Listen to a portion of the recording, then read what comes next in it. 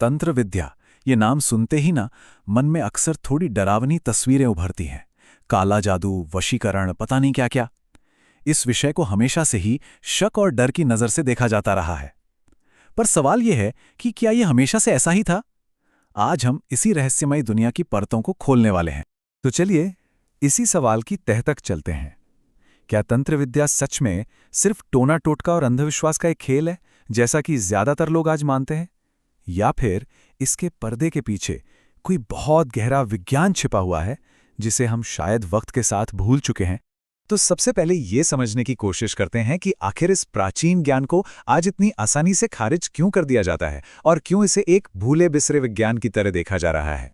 देखिए, इस स्लाइड में जो बात कही गई है वो बहुत ही दिलचस्प है। लेखक का मानना है कि हम अक्सर अपने ही ज्ञान को तब तक ढोंग और पाखंड समझते हैं जब तक उस पर पश्चिम की मुहर ना लग जाए। सोचिए, योगशास्त्र के साथ भी तो यही हुआ। लोग उसे ढोंग मानते थे, लेकिन जब पश्चिम में मेस्मेरिज्म जैसी चीजें मशहूर हुईं तो लोगों का नजरिया ही बदल गया। यही हाल टोने टोटकों का था, जब तक कि पश्चिमी मनोवैज्ञानिकों ने उनके महत्व को नहीं स्वीकारा। और तंत्र विद्या के साथ भी कुछ कुछ ऐसा ही हुआ। इसकी असली शक्ति पर दुनिया का ध्यान तब गया जब अमेरिका के एक मशहूर अखबार न्यूयॉर्क मेल ने खबर छापी कि कैसे शक्तिशाली तांत्रिक अनुष्ठानों से लोगों की जान पर बनाई थी। तब जाकर लोगों ने माना कि भाई ये कोई मामूली चीज नहीं, बल्कि प्रकृति में छिपी एक ऐसी महाविद्या है जिसका असर बिजली के करंट की तरह होता है। तो फिर चलिए थोड़ा समय में पीछे चलते हैं और देखते हैं कि अपने स्वर्ण युग में, अपने गोल्डन एज में तंत्र असल में था क्या, जब इसे एक सम्मानित और शक्तिशाली विज्ञान के तौर पर जाना जाता था। अपने असली रूप में तंत्र विद्या कोई जादू टोना नहीं, बल्कि एक बहुत ही अनुशासित विज्ञान था। इसका एक ही सिद्धांत था: कठोर साधना के जरिए शरीर के अंदर सोई हुई शक्तियों को जगाना। इस साधना से सूक्ष्म कंपन यानी कि सटल वाइब्रेशंस पैदा होते थे, जिन्हें फिर एक खास मकसद के लिए एक दिशा में चैनलाइज किया जाता था।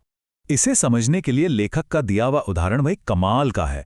सोचिए, जैसे एक मैग्नीफाइंग ग्लास सूरज की बिखरी हुई किरणों को एक बिंदु पर लाकर आग पैदा कर देता है, ठीक उसी तरह तांत्रिक अनुष्ठान ऊर्जा के कंपनों को एक जगह केंद्रित करके, फोकस करके असीमित शक्ति पैदा करते थे। ये पूरी तरह से एनर्जी को साधने का विज्ञान था। और ये शक्ति कितनी जबरदस्त थी, इसका अंदाजा आप इन शब्दों से लगाइए: मारण, मोहन, उच्चाटन, वशीकरण, स्तंभन। माना जाता था कि ये सब कुछ तंत्र विद्या से संभव है। इससे ये भी साफ है कि ये एक दोधारी तलवार की तरह थी, जिसका इस्तेमाल अच्छे और बुरे दोनों ही कामों के लिए हो सकता था। तो फिर सवाल उठता है कि इस महान विज्ञान का पतन हुआ कैसे? जो विद्या इतनी शक्तिशाली थी, वो इतनी बदनाम कैसे हो गई? कहानी में असली मोड़ यहीं से आता है, जब ये ज्ञान गलत और कहें तो नालायक हाथों में पहुंच गया। एक दौर था जब गोरखनाथ और मछेंद्रनाथ जैसे महान सिद्ध पुरुषों ने इस विद्या को संभाला था, लेकिन वक्त बदला और ये विद्या स्वार्थी और लालची लोगों के हाथ लग गई। उन्होंने इसका इतना गलत इस्तेमाल किया कि समाज में इसके खिलाफ गुस्सा भड़क उठा और तंत्र के महान शास्त्रों को आग के हवाले कर दिया गया। और नतीजा, आज हमारे पास सिर्फ झाड़ फूक और ताबीज ही बचे हैं।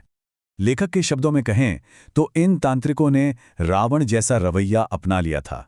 मतलब शक्ति के अहंकार में इतने चूर हो गए कि वे इसका इस्तेमाल दूसरों को पीड़ा देने, अन्याय करने और सिर्फ अपने स्वार्थ साधने के लिए करने लगे।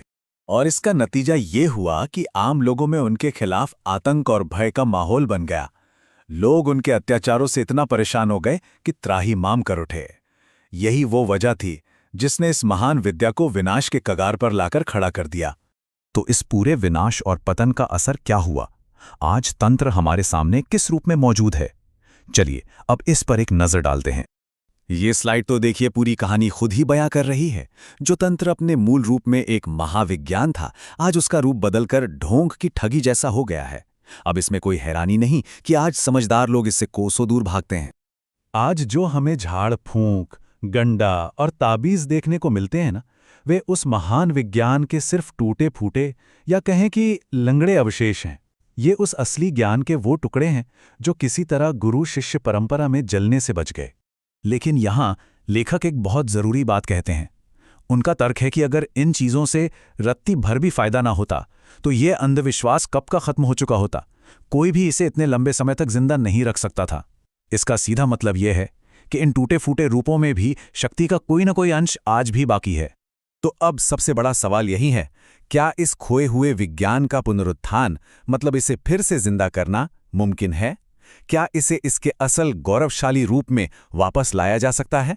लेखक के मुताबिक तंत्र विद्या की इस बुरी हालत का सबसे बड़ा कारण था इसका अशिक्षित लोगों तक ही सिमट कर रह जाना।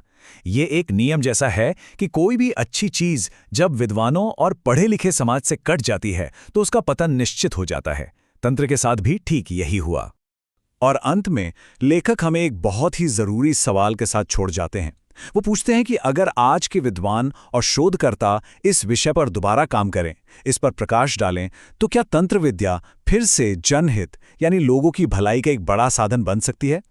ये एक ऐसा सवाल है जो वाकई सोचने पर मजबूर करता है।